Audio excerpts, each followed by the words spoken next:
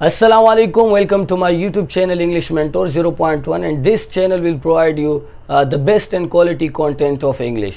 आज की इस लेसन में जिस तरह पिछले लेसन में पिछले क्लास में हमने सीखा कि लैंग्वेज किसे कहते हैं, इंग्लिश लैंग्वेज, इंग्लिश क्या है, इंटरनेशनल लैंग्वेज किसे कहते हैं, बॉडी लैंग्वेज किसे कहते हैं।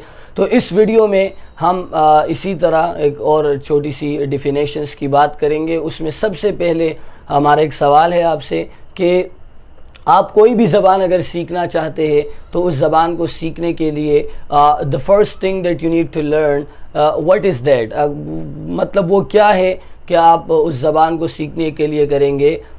तो मैं आपको बता देता हूँ कि किसी भी ज़बान को सीखने के लिए सबसे पहले आप उस ज़बान के अल्फ़ाबेट को सीखते हैं। For an example, if you want to learn English you need to first learn from A to Z, आपने ए से लेकर जेड तक सीखना होगा। उसके बाद इस पूरे सेट को हम अल्फ़ाबेट कहते हैं और इसके एक सिंबल को हम लेटर कहते हैं। फॉर एन एग्ज़ाम्पल, मेरे पास एक वाई, पी, एम या एन, इसी तरह जो एक सिंबल होता है अल्फ़ाबेट का, उसे मैं क्या लेटर कहूँगा।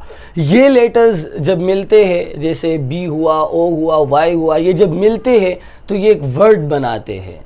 मीनिंगफुल कलेक्शन, अगर उसका कोई मतलब भी हो, ऐसा नहीं है कि अगर मैं लेटर्स को मिला और उसका कोई मतलब ना हो तो ऐसे लेटर्स की कलेक्शन को मैं फिर वर्ड नहीं कह सकता। That must have some meaning. जो आपने लेटर्स को कंबाइन या कलेक्ट किया है और उससे आपने एक वर्ड बनाया है, उसका कोई मतलब भी होना चाहिए। तो वर्ड कैसे बनता है? ये लेटर्स की मदद से बनता है और वो उसकी कोई मीनिंग भी होनी चाहिए। फॉर एन एग्ज़ाम्पल, अगर मेरे पास बी ओ वाई, बॉय का ये वर्ड है, इसको अगर मैं तरतीब इसकी अरेंजमेंट में इधर से उधर कर दूँ, मैं वाई ओ बी लिख दूँ, तो इसका कोई मतलब नहीं है और इसको ना मैं वर्ड कह सकता हूँ।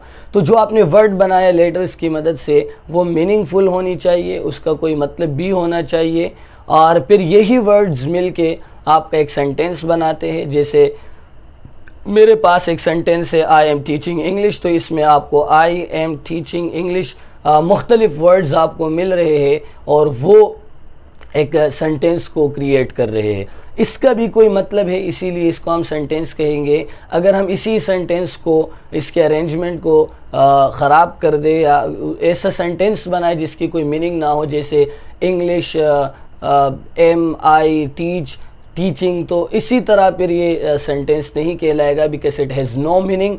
और अगर किसी ऐसे कलेक्शन ऑफ वर्ड जिसकी कोई मीनिंग ना हो वो आपके सामने आए तो आप उसे सेंटेंस नहीं कहेंगे। Sentence gives you complete sense, वो आपको एक कंप्लीट सेंस देता है, एक कंप्लीट आप अंडरस्टैंड कर लेते हो कि व्हाट आई लिसन्ड, तो आप उसको समझ जाते हो। यही सेंटेंसेस मिलके आपके आगे जाके पैराग्राफ बनाते हैं।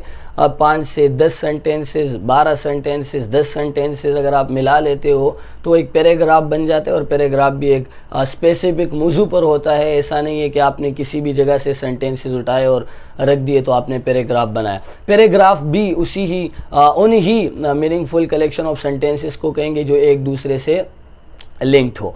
फिर पैराग्राफ्स, जब आप 2-3 पैराग्राफ्स या 4-5 पैराग्राफ्स मिला लेते हो, कंबाइन कर लेते हो या कलेक्ट कर लेते हो या उनके एक ग्रुप बनाते हो, तो वो आपका एक टॉपिक या स्पीच या लेसन या आप कह सकते हो कि आपका एक एसे बन जाता है।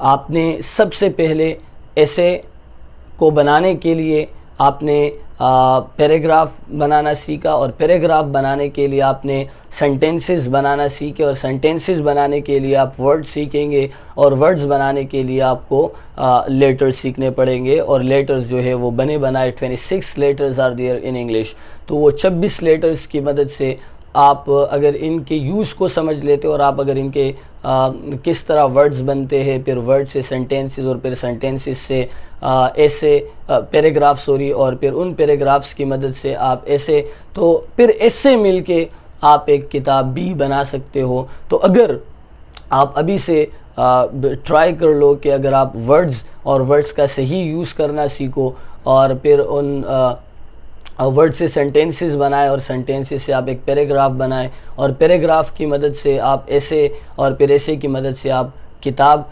तो ये इंतहाई आसान बात होगी। There is nothing hard in it. کہ آپ ایک کتاب بھی لکھ سکتے ہو اگر آپ کو صحیح سینٹینسز اور پیراگرافس اور ایسیز لکھنے آتے ہیں. انشاءاللہ ہماری نیکسٹ ویڈیو میں آپ کو سینٹینسز کے بارے میں بتاؤں گا اور انشاءاللہ کوشش کروں گا کہ جتنا مجھ سے ہو سکے میں آپ کو ڈیلیور کر سکوں. اگر آپ نے ابھی تک ہمارا یوٹیوب چینل سبسکرائب نہیں کیا, I would suggest you to go and subscribe my YouTube channel and share it with your friends and relatives. Thank you so much. Inshallah, see you in the next video. Thank you.